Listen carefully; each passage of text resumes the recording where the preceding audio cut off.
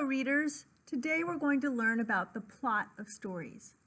We like stories with exciting plots. We want the thrills, maybe like we're on a roller coaster.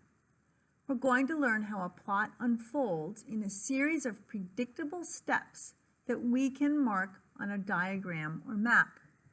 This will help us in two ways. First, it will help us understand the stories we read better. And it will help us as writers because we will use a plot diagram to plan a compelling story. Before we begin, let's get organized. Please open your notebook and follow the directions on this page for the table of contents and to paste the chart into the notebook. You can go ahead and press pause, and when you're ready to resume, you can click the video back on.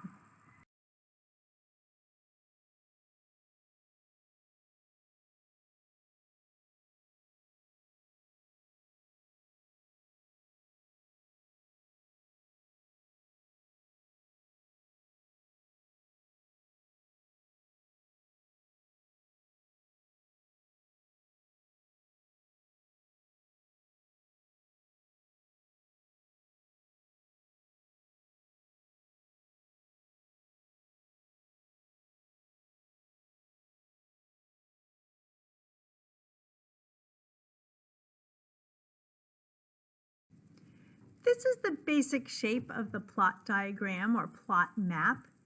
Maybe in elementary school you called it a story mountain or a story coaster. It's all the same thing.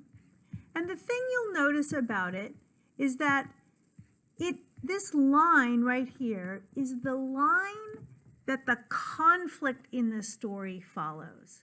In the beginning of the story, there isn't really much of a conflict going on.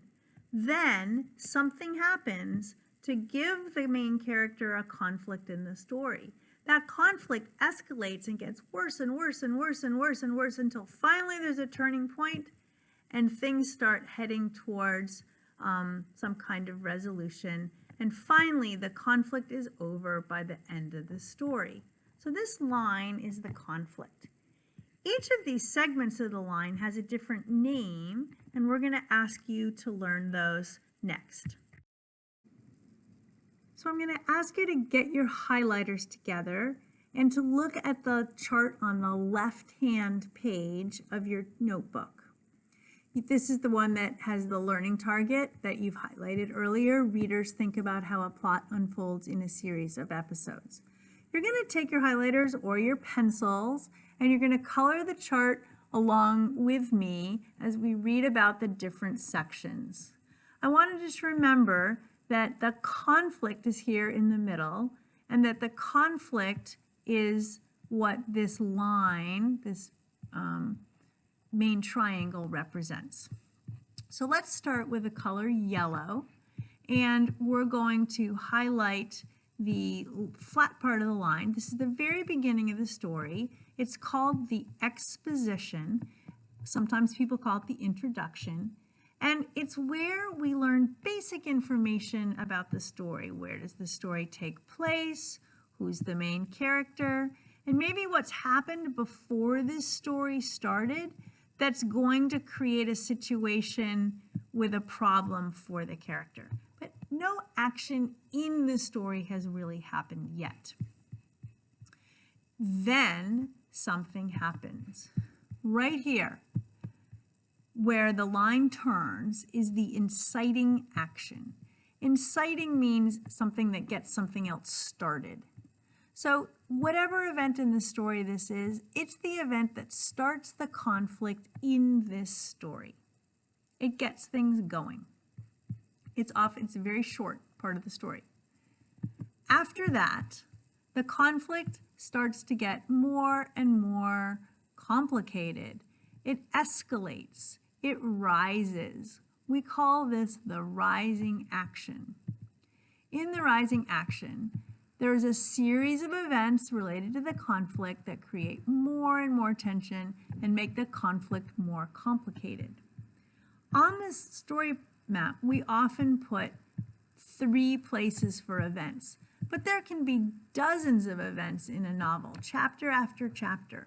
Most of your story, in terms of its length, is going to be in the rising action. Finally, there's a turning point.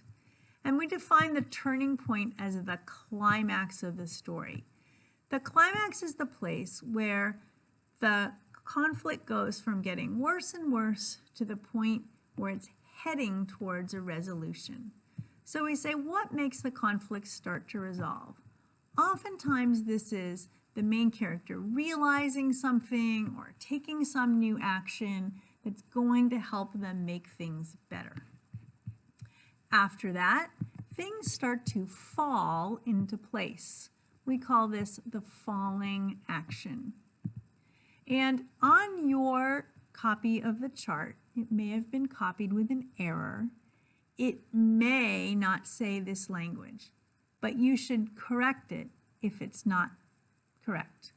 The falling action is where the events lead to the resolution of the conflict.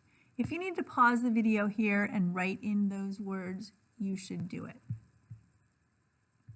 There are usually one or two, just a couple of events in the falling action. This can be a very short part of the story, even just a few paragraphs or a few pages in a novel. And finally, the conflict is fully resolved and the character goes back to kind of a flat line in terms of conflict.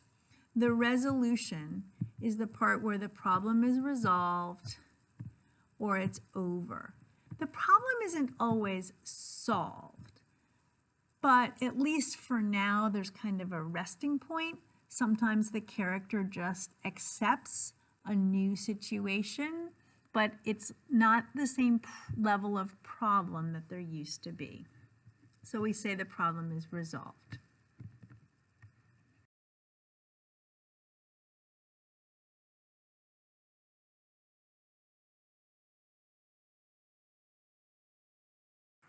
Your notebook chart on the left should look like this. We're asking you to know, to really learn the 6 parts of the structure: the exposition, the inciting action, the rising action, the climax, the falling action, and the resolution.